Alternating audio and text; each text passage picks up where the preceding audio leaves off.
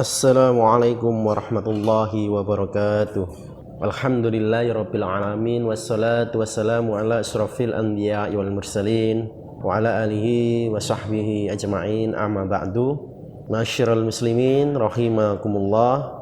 Seringkali kekayaan membuat orang lalai pada kematian dan hari akhir. Banyak kisah yang dapat kita jadikan pelajaran, khususnya bagi orang-orang yang beriman. Salah satunya kisah tentang pemilik dua kebun yang Allah ceritakan dalam Al-Quran pada surat Al-Kahfi. Al-Quran menceritakan tentang dua orang lelaki yang hidup di zaman dulu. Keduanya bersahabat. Yang satu Allah gambarkan sebagai orang yang beriman, dan yang satunya lagi manusia yang ingkar kepada Allah. Al-Quran tidak menerangkan siapa nama mereka, tapi bukan itu yang penting bagi kita umat akhir zaman.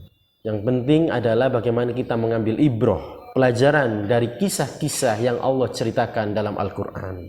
Dikisahkan dalam cerita ini, orang yang beriman Allah uji dengan kesempitan hidup, yaitu sedikit rezeki, harta dan barang yang ia miliki.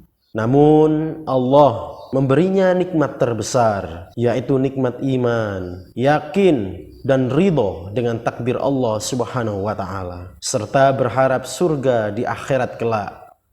Masyiral muslimin, nikmat ini adalah lebih utama daripada nikmat harta dan materi di dunia yang fana ini. Sebaliknya, temannya yang ingkar Allah uji dengan kelapangan rizki, kemudahan materi, kelapangan dalam hal-hal duniawi. Namun Allah uji dia, apakah ia bersyukur atas segala limpahan nikmat yang telah Allah berikan, ataukah ia kufur nikmat? Apakah dia menjadi hamba yang rendah hati, atau malah menjadi orang yang suka menyombongkan diri?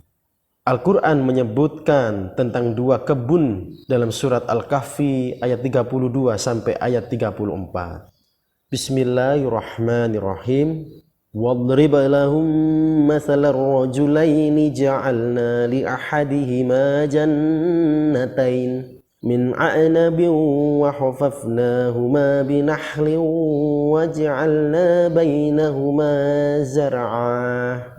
Masyiral muslimin rahimakumullah. Allah ceritakan di ayat tersebut bagaimana Allah tunjukkan perumpamaan tentang dua orang lelaki. Yang satu yang tadi kami sampaikan, yaitu Allah telah jadikan bagi seorang di antara keduanya dua buah kebun anggur, dan kami kelilingi kedua kebun itu. Allah lah yang mengelilingi kedua kebun itu dengan pohon-pohon kurma, dan di antara kedua kebun itu Allah buatkan juga ladang-ladang.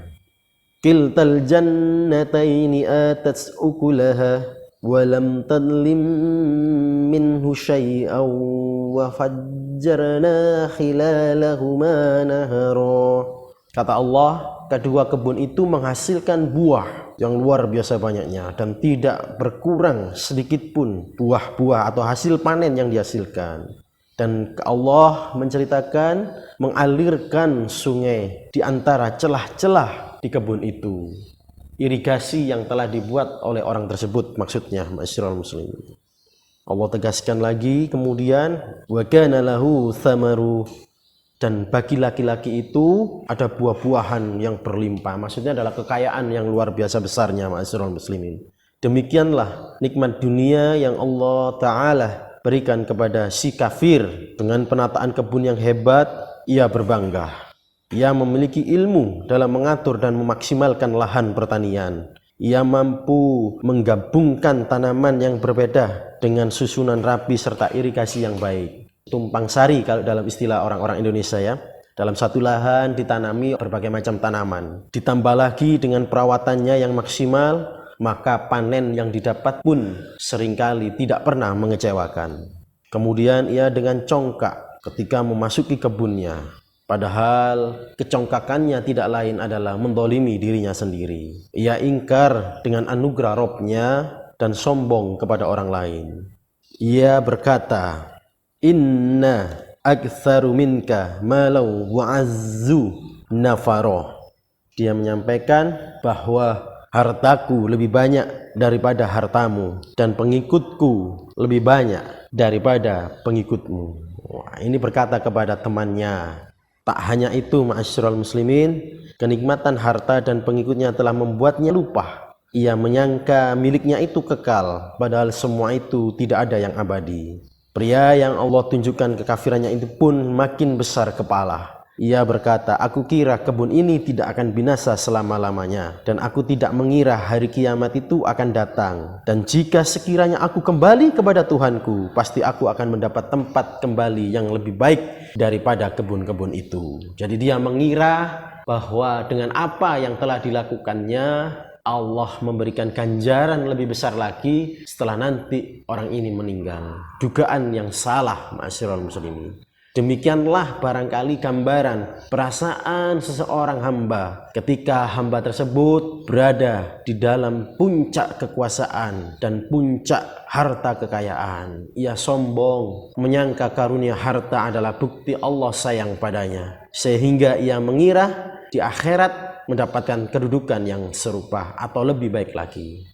Namun temannya yang beriman karena kasih sayang kepada saudaranya mengajaknya agar kembali ingat kepada Allah. Ia berusaha menyelamatkan temannya yang sudah merasa diawang-awang sehingga ia lupa daratan.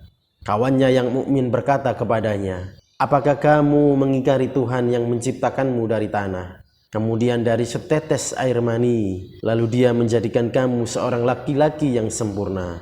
Temannya berusaha mengingatkan agar beriman kepada Allah, bersandar dan berserah diri kepada Allah. Bukannya berserah diri, terkadang seseorang yang memiliki kelebihan harta dan popularitas mengatakan mudah, bisa diurus, gampang. Mengapa ma'asyiral muslimin? Karena ia menganggap dengan harta materi yang ia miliki, semua urusan bisa diselesaikan dengan mudah. Inilah biasanya yang menjangkiti orang-orang yang Allah berikan kedudukan yang tinggi, Allah berikan kekuasaan yang besar, Allah berikan harta yang melimpah. Laki-laki mukmin itu melihat temannya dalam kekafiran yang nyata dan mendolimi dirinya sendiri. Ia pun berusaha memberikan nasihat keimanan agar temannya selamat dari kekafiran.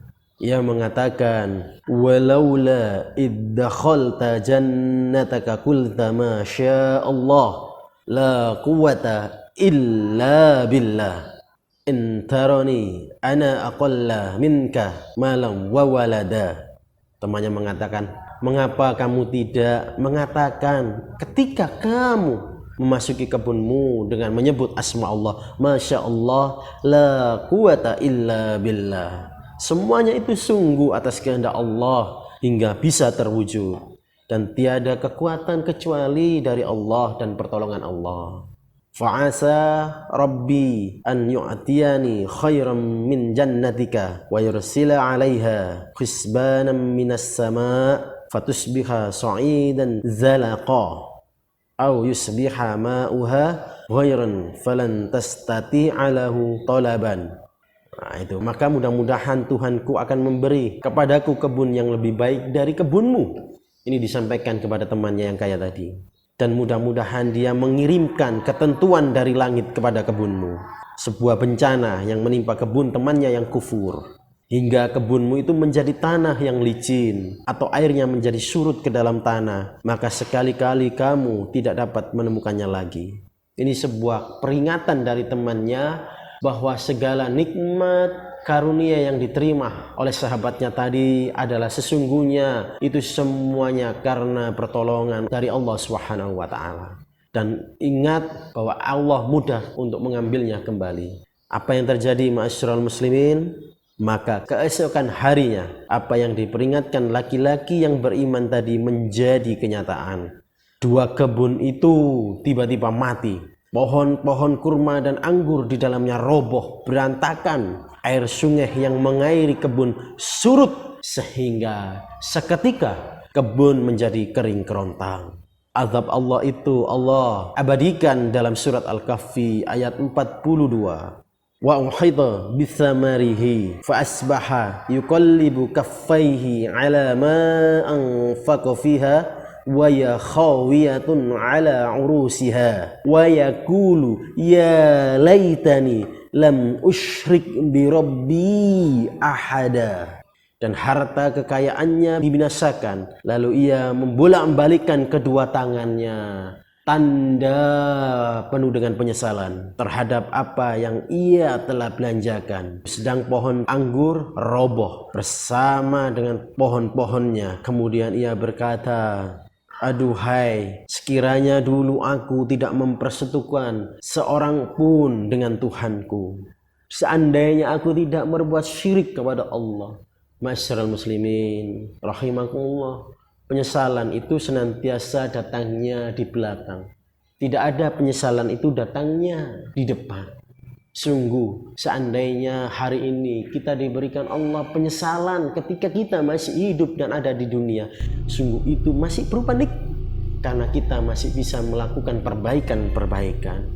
Penyesalan yang harus kita hindari adalah penyesalan ketika di yaumul kiamah, penyesalan ketika kita sudah dimasukkan jasad ini ke dalam liang lahat, karena penyesalan-penyesalan di sana tidak ada lagi kesempatan untuk memperbaikinya.